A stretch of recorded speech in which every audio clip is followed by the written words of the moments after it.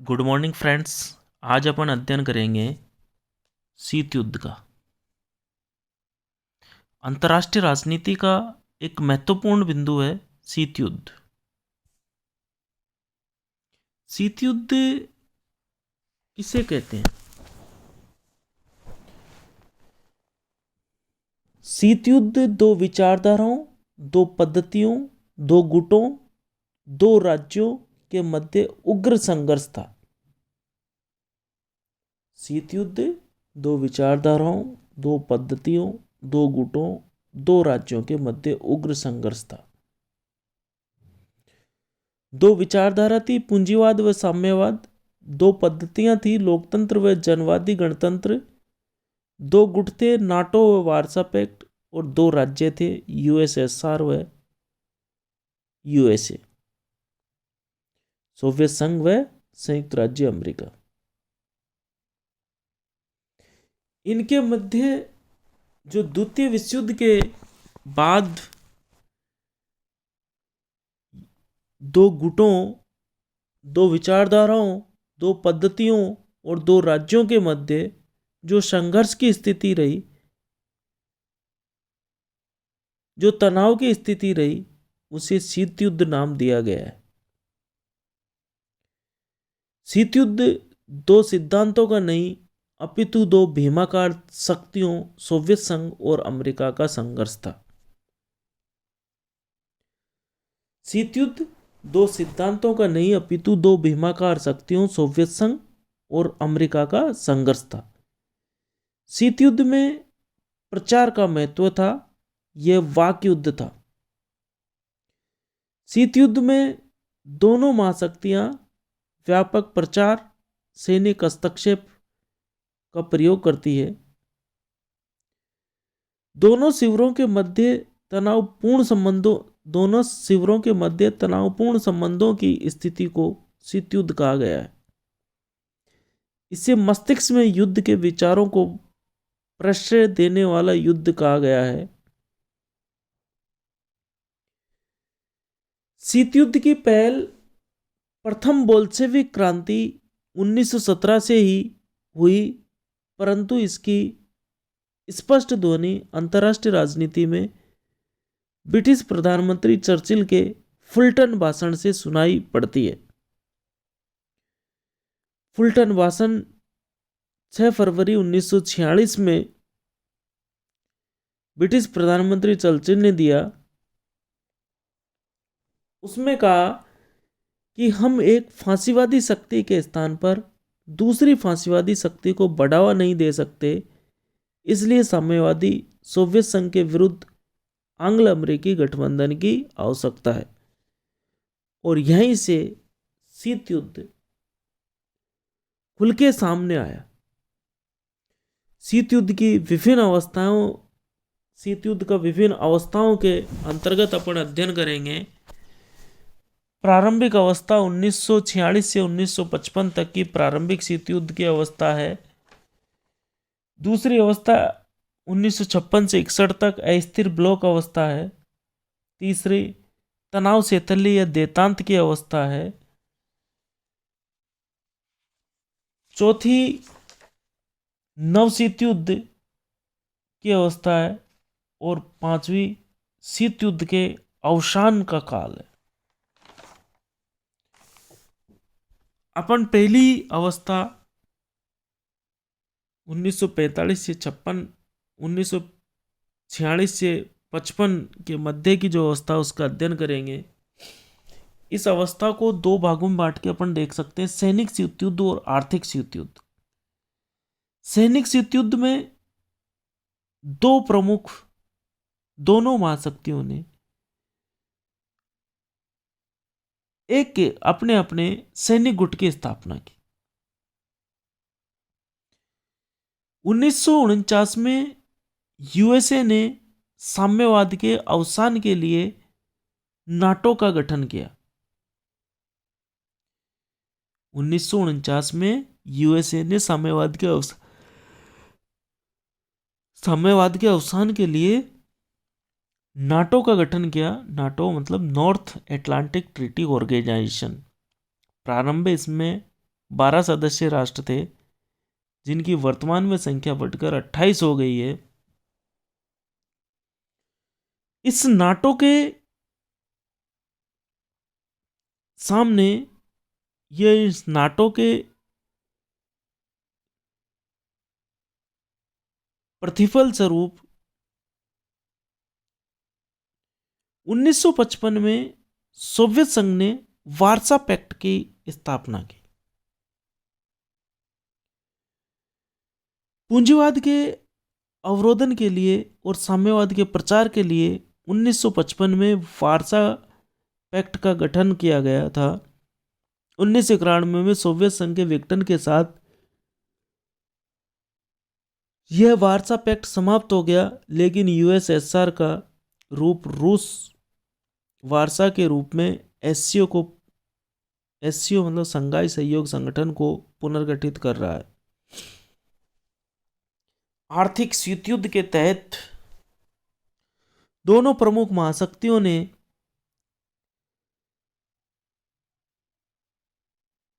अपने अपनी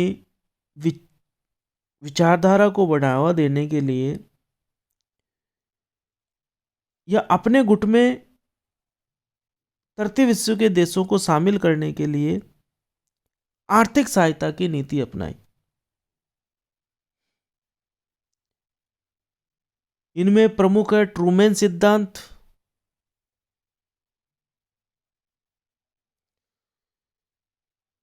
Marshall plan योजना। ट्रूमैन सिद्धांत के अंतर्गत तुर्की और यूनान को सहायता दी गई, जबकि मार्शल प्लान में 6 यूरोपीय देशों को आर्थिक सहायता दी गई थी।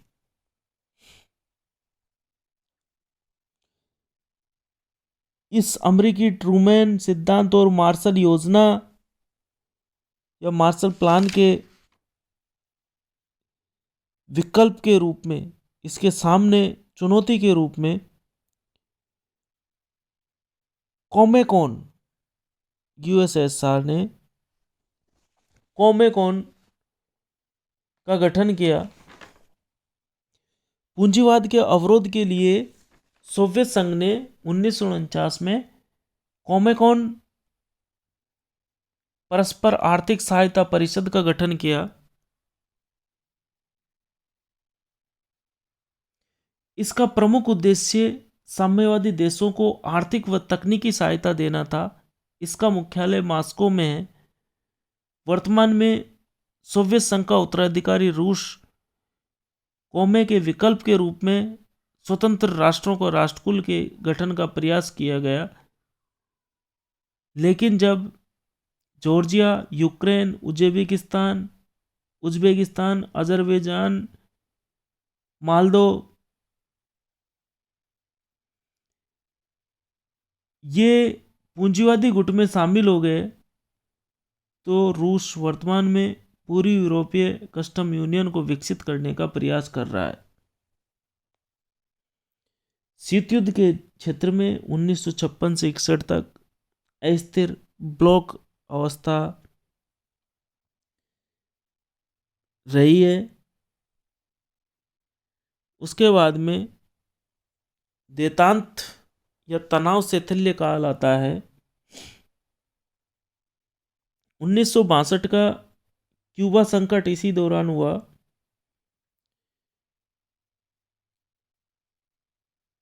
क्यूबा में मिसाइलें लगा दी थी सोवियत संघ ने, और अमेरिका ने तुर्की में मिसाइलें लगा दी थी। क्यूबा संकट का समाधान हुआ। ऐसा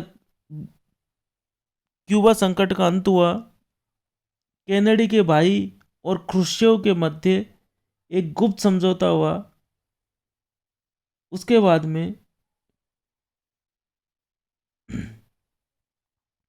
अमेरिका ने तुर्की से मिसाइलें हटा ली और सोवियत संघ ने क्यूबा से मिसाइलें हटा ली। इस देदांत काल में ही वियतनाम संकट आया। क्यूबा संकट का विश्व राजनीति पर प्रभाव पड़ा। इनमें जो पहला प्रभाव पड़ा है, परमाणु युग में दोनों महाशक्तियों ने सहअस्तित्व या प्रतिरोध के संतुलन को स्वीकार कर लिया। क्यूबा संकट के समय देखने में आया कि दोनों महाशक्तियों ने सहअस्तित्व या प्रतिरोध के सिद्धांत को स्वीकार कर लिया। दोनों ने माना कि युद्ध के द्वारा दोनों का ही बड़ा नुकसान हो सकता है। परमाणु निशस्त्रीकरण को बढ़ावा मिला, पीटीबीटी जैसी संधियां हुई, अंतर्राष्ट्रीय राजनीति में देतांत या तनाव शैथिल्य की स्थिति उत्पन्न हुई। इससे विकासशील देशों में संदेश गया कि महाशक्तियां विचारधारा के नाम पर लड़ने का मात्र नाटक कर रही है। इससे नाम भी मजबूत हुआ। क्यूबा संकट से ये अंतर्राष्ट्रीय पटल पर निकल के आया कि महाशक्तियां अपने स्वार्थों की पूर्ति के लिए, अपने हथियार बेचने के लिए, इस तरीके के काम करने के लिए सिर्फ लड़ने का नाटक मात्र कर रही है। डोमिनो सिद्धांत, इस सिद्धांत के तहत अमेरिका ने वियतनाम को आर्थिक सहायता दी और वहां पर साम्यवाद के अवरोधन के लिए अपनी सेना को भी उतारी, लेकिन अमेरिकी सेना को वहां मुश्किलों का सामना करना पड़ा। अंततः अमेरिका चीन के माध्यम से वियतनाम संकट से मुक्त हुआ।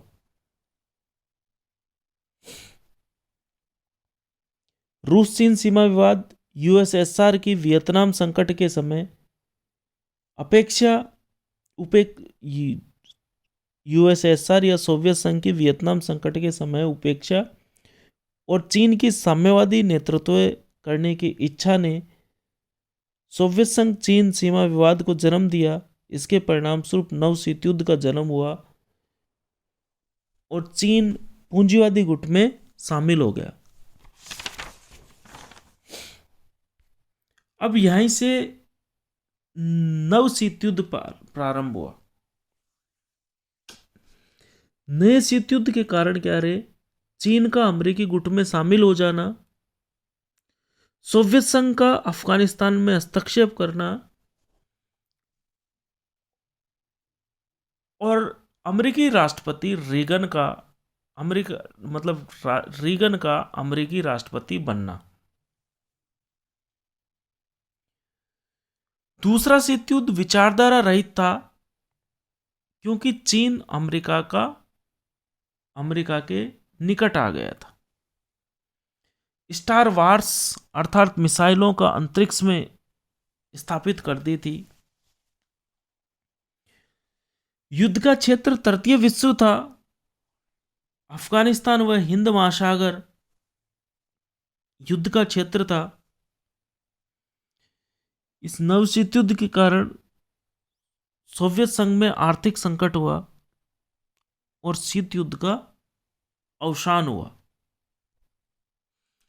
तो अगली जो अंतिम अवस्था है शीत युद्ध की, वो शीत युद्ध के अवसान का काल है। 1983 से ये अवस्था प्रारंभ हुई और 1991 में जाके शीत युद्ध का अवसान हुआ। इसमें पेरेस्ट्राइका और ग्लासनोस्त की नीति सामने आई। नवशीत युद्ध के कारण सोवियत संघ को आर्थिक संकट का सामना करना पड़ा और सोवियत संघ के राष्ट्रपति गोर्बाचोव को पेरेस्ट्राइका और ग्लासनोस्त जैसी नीतियां अपनानी पड़ी। पेरेस्ट्राइका का तात्पर्य है पुनर्निर्माण या निजीकरण को अनुमति देना और ग्लासनोस्त का तात्पर्य खुलापन, जिसका मतलब है आम जनता को नकारात्मक अधिकार प्रदान करना। पेरेस्ट्राइका के कारण वहां बड़ी बड़ी इमारतें तो बनी, लेकिन सामाजिक न्याय की उपेक्षा के कारण आम जनता उनसे दूरी रही। इस प्रकार पेरेस्ट्राइका व ग्लासनोस्त ने विकास के स्थान पर हास को जन्म दिया। इस घटना को शॉक थेरेपी के नाम से जानते हैं। इसी शॉक थेरेपी के कारण जुलाई 1991 में सोवियत संघ का विघटन हो गया। इस प्रकार अपन ने देखा कि शीत युद्ध जो कि द्वितीय विश्व युद्ध के समाप्ति के साथ प्रारंभ हुआ था, तो जुलाई 1991 में जाके सोवियत संघ के विघटन के साथ ये शीत युद्ध का भी अंत हुआ। धन्यवाद। जय हिंद, जय भारत।